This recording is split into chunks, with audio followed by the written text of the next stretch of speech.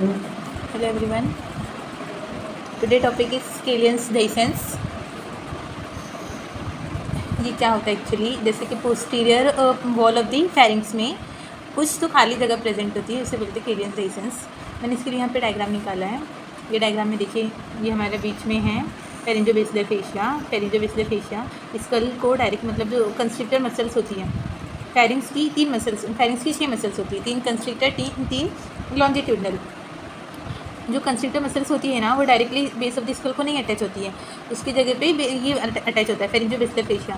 मैंने last video में आपको बताया था फेरिंजोबेसिलर फेशिया क्या होता है, ट्रू फेशिया होता है. तो जो कंस्ट्रिक्टर मसल्स होती है वो जो होती है posterior wall of the pharynx बनाती है. ये सुपीरियर कंस्ट्रिक्टर मसल्स होती हैं, ये ये मिडिल कंस्ट्रिक्टर हुई, एंड देन ये इंफीरियर कंस्ट्रिक्टर. इंफीरियर कंस्ट्रिक्टर के 2 पार्ट होते हैं, एक होता है थायरोफेरिंजियस और एक होता है क्रिकोफेरिंजियस.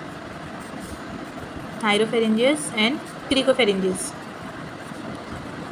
ये जो होती है ना, कप लाइक एक दूसरे पे अरेंज होती है.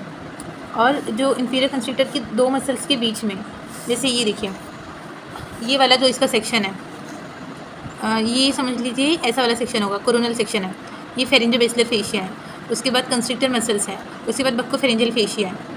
हमने टॉन्सिल में भी देखा था ना, फेरिंजोबेसिलर फेशिया, टॉन्सिल के बाद फेरिंजोबेसिलर फेशिया, सुपीरियर कंस्ट्रिक्टर, बक्सीनेटर आगे की तरफ, एंड अदर्स मसल्स होती हैं, आर्टरी वगैरह रहती है. देन बक्कोफेरिंजियल फेशिया होता है. बक्कोफेरिंजियल फेशिया क्या होता है, फॉल्स फेशिया होता है. And again this is the extension of the pretracheal fascia. So this is the superior constrictor और this is middle constrictor and this is inferior constrictor. जो सुपीरियर कंस्ट्रिक्टर का जो आधा पार्ट है, मिडिल वाला, ये लोअर वाला जो पार्ट है, मिडिल कंस्ट्रिक्टर को ओवरलैप कर रहा है. अगेन मिडिल कंस्ट्रिक्टर पूरा मतलब ओवरलैप हो रहा है bye superior constrictor and inferior constrictor. ऐसे ही अरेंज होती है, कफ लाइक अरेंजमेंट में होता है ऐसे. हाँ, तो मैं कह रही थी कि जो मिडिल कंस्ट्रिक्टर होता है वो इन दोनों से ओवरलैप है.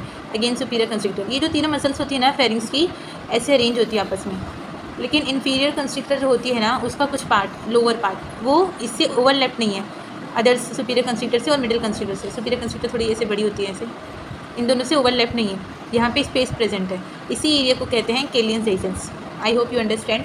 अगेन एक फास्ट रिव्यू दे रही हूँ कि जो फेरिंग्स की मसल्स होती है वो आपस में ओवरलैप होती है, कर्व शेप स्ट्रक्चर बनाती है.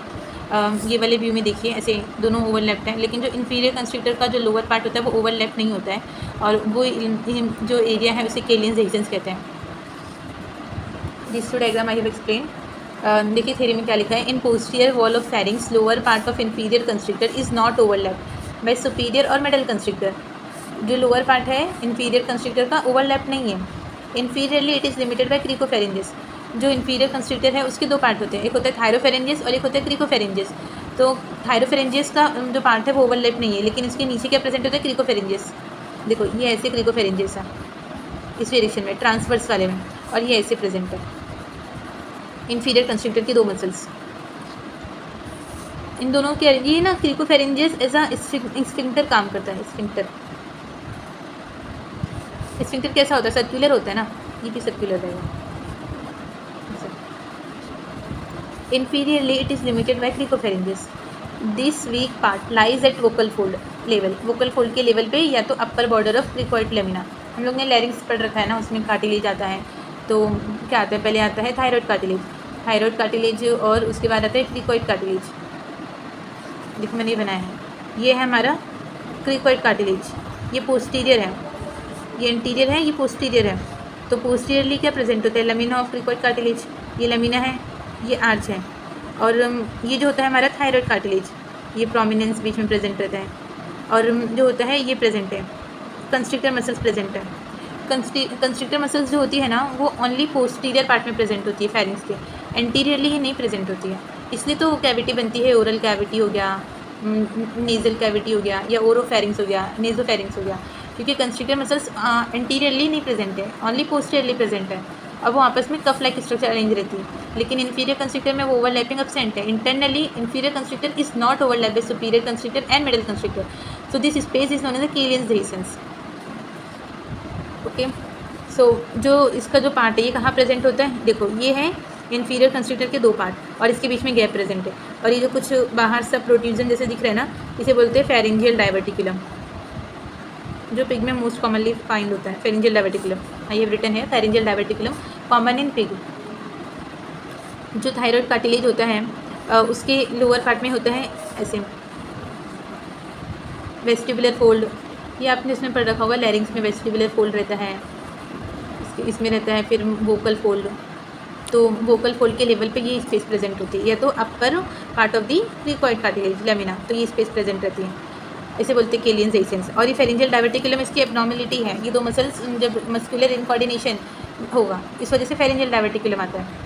तो फेरेंजियल डायवर्टिकुलम क्या है, मतलब कुछ तो डायवर्टिकुलेट हो रहा है, कुछ तो बाहर निकल रहा है फैरिंग से, तो इसे बोलेंगे pharyngeal diverticulum which is common in pig.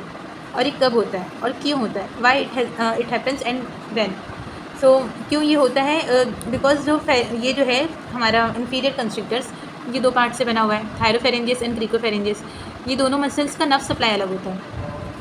जो फेरिंग्स की मसल्स होती हैं वो कौन से नर्व सप्लाई करती है ना, फेरेंजियल प्लेक्सस से होता है। तो इसमें से थायरोफेरेंजियस और क्रिकोफेरेंजियस, जो क्रिकोफेरेंजियस होती है which is supply by the recurrent laryngeal nerve and थायरोफेरेंजियस supply by the external laryngeal nerve.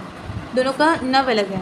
अगर ये दोनों नर्व सप्लाई अलग है इन दोनों की वजह से, सपोज अगर ये इसका जो फंक्शन होता है थायरोफेरेंजियस का, वो क्या होता है, प्रोपल्सिव होता है। मतलब जैसे वो दिखाते हैं पेरिस्टालसिस, प्रोपल्सिव मतलब ऐसे कॉन्ट्रैक्ट करेगा तो फूड अंदर की तरफ जाएगा। और ये हमारा नीचे की तरफ क्रिकोफेरेंजियस, तो अगर ये कॉन्ट्रैक्ट कर रहा है साथ में ये कॉन्ट्रैक्ट कर रहा है, दोनों साइमल्टेनियसली कॉन्ट्रैक्ट कर रहे हैं, तो फूड जो होगा वो अंदर की तरफ नहीं जाएगा, जबकि जो खाली स्पेस है, जो वीक स्पेस है, इन दोनों के बीच में स्पेस है ना, तो फूड क्या होगा, ये स्पेस से बाहर निकल जाएगा। जो बोले सो फूड है वो डायवर्टिकुलेट हो जाएगा इस वीक पोटेंशियल एरिया से, इसे ही बोलते हैं फेरेंजियल डायवर्टिकुलम। अगर यहाँ पे स्पेस नहीं होती तो ये कॉन्ट्रैक्ट मतलब क्या होगा, अपर पार्ट कॉन्ट्रैक्ट कर रहा है तो जो नीचे का पार्ट है उसको रिलैक्स करना चाहिए, तो फूड नीचे जाएगा।